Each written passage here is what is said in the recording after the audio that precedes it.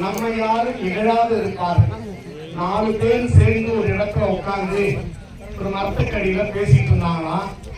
5வது ஒரு மனுஷனை பத்தி தேவையில்லாத ஒருவனை பத்தி அவன் அப்படி இப்படி பேசுறாங்களாம் 4 பேரும். அந்த 4 பேர்ல ஒருத்தந்து போனானா அந்த 3 பேரும் சேர்ந்து அந்த போனவனை பத்தி அத்தனை அவதூறு பேசுனாங்களாம். இப்ப இன்னொருத்த எழுந்து போனானா இந்த 2 பேரும் சேர்ந்து அவனை பத்தி பேசுனாங்களாம். இப்ப இவன் எழுந்து போவான்னு இவன் பார்த்தான், இவன் எழுந்து போவான்னு அவன் பார்த்தான். ஏன் நம்மள ஏதாவது சொல்லுவானா அப்படின்னு. இவன்லாம் நம்ம கூட உட்காந்து தகுதியா பேசுறானே, இவன் கடந்த வாழ்க்கை தெரியாதா, இவன் இருந்த இருப்பு தெரியாதான்னு இவனுக்குள்ள நினைத்து கொண்டு பேசுகிற பொழுது இவன் நினைத்தான் இவன் போனா நம்மளை பத்தி பேசுவானா அப்படின்னு இவன் நினைத்தான். ஐயோ அவன் நினைத்தான் நம்மளை பத்தி அப்படி பேசுவானா இப்படி பேசுவாங்க. ஒருவனோடு ஒருவன் ஏன் இப்படி போகிற பொழுது இந்தானி போனானா இவன் இருக்கிற ஊக்கிடுக்கு இவன் பத்தி ஊரை பத்தி பேசுறான்னு இவன் நினைச்சிட்டு போனானா. இவன் கடந்த கடைக்கு இவனா நம்ம கூட சரிசமமா உட்காந்துட்டு இவன் பேசுறானே அப்படின்னு இவனு. அப்ப யாருக்கிட்ட தான் உண்மை இருந்தது? அது போலத்தான் இந்த உலகமும். நம்மை நாமே சிந்தித்து பார்த்தோமானால் இந்த விளக்கிடத்திலே நீங்கள் சொல்லக்கூடிய அருள் மந்திரம் உங்களுக்கானது.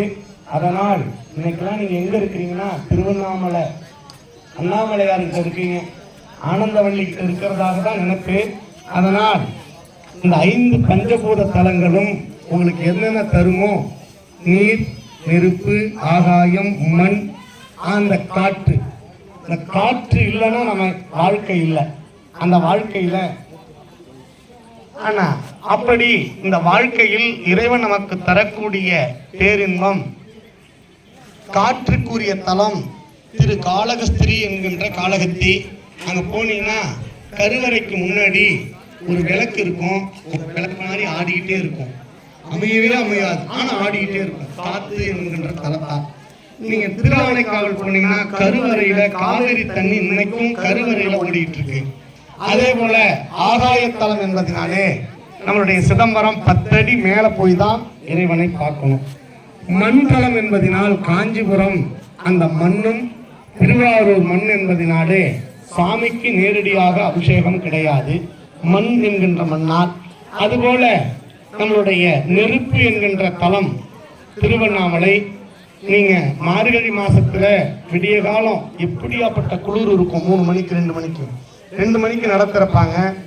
அந்த நேரத்துல கருவறையில போய்க்கு முன்னாடி அர்த்த மண்டபத்துல உட்காந்தீங்கன்னா அந்த நேரத்துல அப்படி ஒரு வெயில் தாக்கம் அங்க இருக்கும்.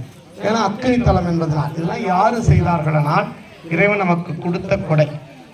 அந்த காளகஸ்திரியில விளக்கு ஆடி ஆடி காத்தாக இருப்பதினாலே நாமும் இன்று எல்லார் மத்தியிலும் ஆடுகின்றோம். அதனால் எல்லாருடைய வாழ்க்கையும் சிறப்பாக இருக்க இப்பொழுது அன்று அருந்த மலர்களினாலே அர்ச்சனை வழிபாடு. ஓம் வெற்றாகி உண்ணாகின்றாய் போற்றி, என்னை கண்டாய் போற்றி, உள்ளே ஒளித்தாய் போற்றி, அங்கே அமர்ந்தாய் போற்றி, எங்கும் கலந்தாய் போற்றி, உகந்தாய் போற்றி,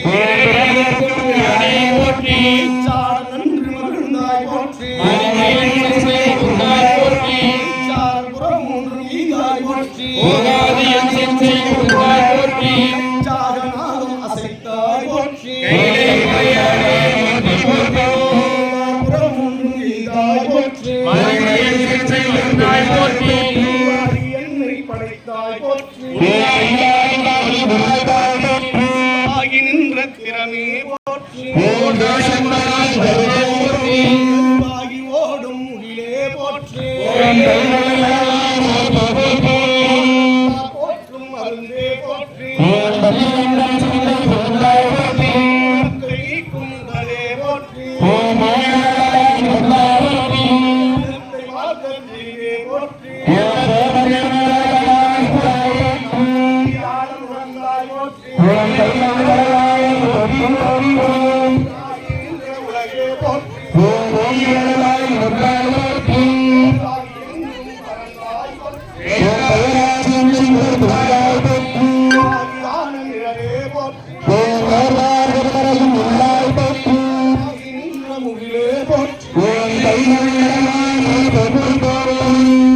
சென்று திறந்தாய் போற்றி உணர்ச்சிக்கும் புணர்ந்தாய் போற்றி பாதோறும் நின்றாய் போற்றி இன்றைக் கனலே போற்றி இசையாகி நின்றாய் போற்றி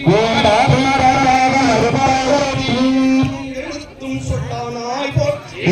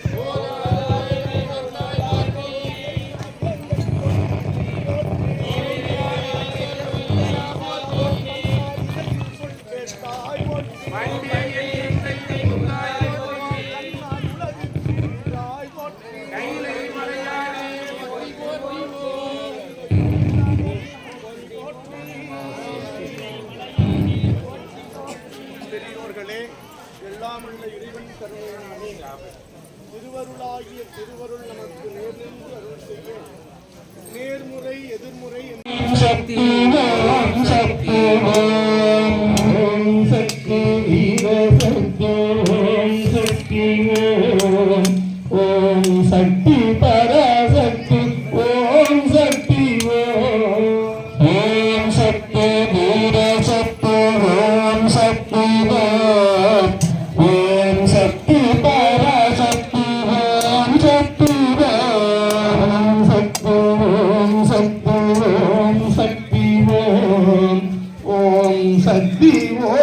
சக்தி ஓம் சக்தி ஓம் சக்தி ஓம் சக்தி ஓம் சக்தி ஓம் சக்தி ஓம் சக்தி ஓம் சக்தி அம்மா எதுக்குமா மஞ்சள் குழந்தைங்களா திருவண்ணாமலை போயிருக்கீங்களா முன்னலாம் பௌர்ணமிக்கு போயிருக்கீங்களா? நான் ஒரு 35 வருஷத்துக்கு முன்னாடி போனோம்மா. எத்தனை வருஷத்துக்கு முன்னாடி? ஆமாம், அருணாச்சலம் படம் அண்ணாமலை படம் தான் இல்லாத போது அப்போ போகணும். அப்போ எங்கேயாவது ஒருத்தங்க நடந்து போவாங்க பௌர்ணமியிலேயே. நாங்கள் சொல்கிறோம் எப்பயாவது அப்படி நடந்து போகிறாங்க. அப்படி போகிற பொழுது சனி ஞாயிறுல வந்துன்னா கூட்டம் வரும். அப்பயும் சொல்லிக்கிறவங்களுக்கெல்லாம் கூட்டம் இல்லை. நாங்கள் சொல்றது 37 வருஷம் 40 வருஷத்துக்கு கிட்டத்தட்ட. அப்போ அந்த வாழ்க்கையை சொல்கிறோம்.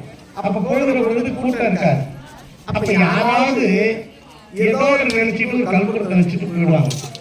பின்னாடி வரவங்களால அங்கங்க ஒரு கல்புரம் வச்சுட்டு போவாங்க. எதுக்கு வச்சு அவங்களுக்கு தெரியாது, வைக்கிறவங்களுக்கு தெரியாது. இப்போ நீங்க மஞ்சள் பூசுறீங்கன்னா அவங்களும் மஞ்சள் பூசணும். மஞ்சள் இல்லையா பக்கத்துல தேடு. சரி மஞ்சள் தடவிட்டீங்க, இப்ப அதை எங்க தொடப்பீங்க? தொடவியா துணி வச்சிருக்கீங்க பையில. யார் பையில? அதனால முன்னையே சொன்னோம், அந்த இடையூறு இல்லாமல் இருக்க வேண்டும் என்று சொன்னோம். அதனால இப்ப இந்த எதுக்காக இதை பேசிட்டு இருக்கோம்னா, இந்த தேங்காய் நைவேத்தியம் ஆகிற பொழுது உங்க மனம் வேற எங்கேயோ போயிடக்கூடாது. அதுக்காக தான் விளக்கு விட்டுட்டு நம்ம ஏன் ஓடிச்சு பாருங்க. அருளை பெறுவானாசை பெற்றேன் கண்டாய் அம்மானே,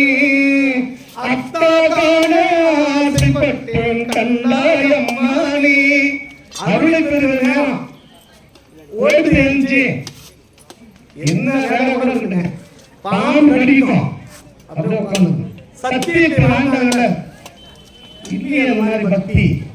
அதனால என்ன பண்றது, பக்தி பக்தர்கள் தத்துவ ஞானிகளுக்காக இந்த மழை பொழியுமா.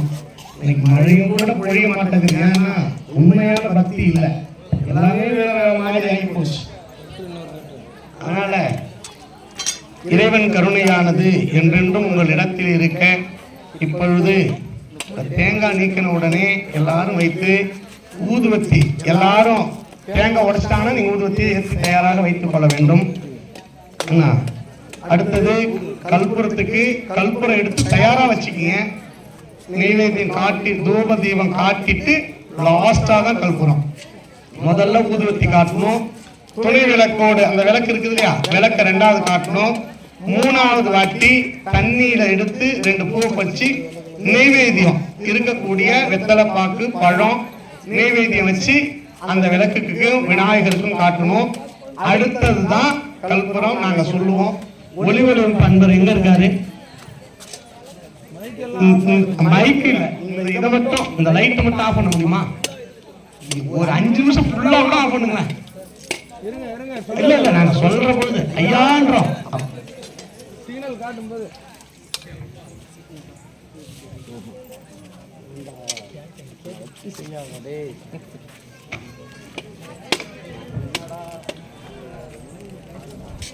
ஊதுவத்தி தயாராக வைத்துக் கொள்ளுங்கள். ஊதுவத்திய பாருங்க, ஊதுவத்தி இப்படி எடுத்துக்கங்க. வீட்டுல கூட சரிதான். பாருங்க இங்க இருக்குது, இடுப்பு பாகத்திற்கிட்ட வச்சுக்கணும். பாருங்க விளக்கு பூஜை பண்ணாலும் தயவு செய்து பாருங்க, இங்க வச்சுக்கிட்டு அப்படியே இங்க கொண்டு போங்க.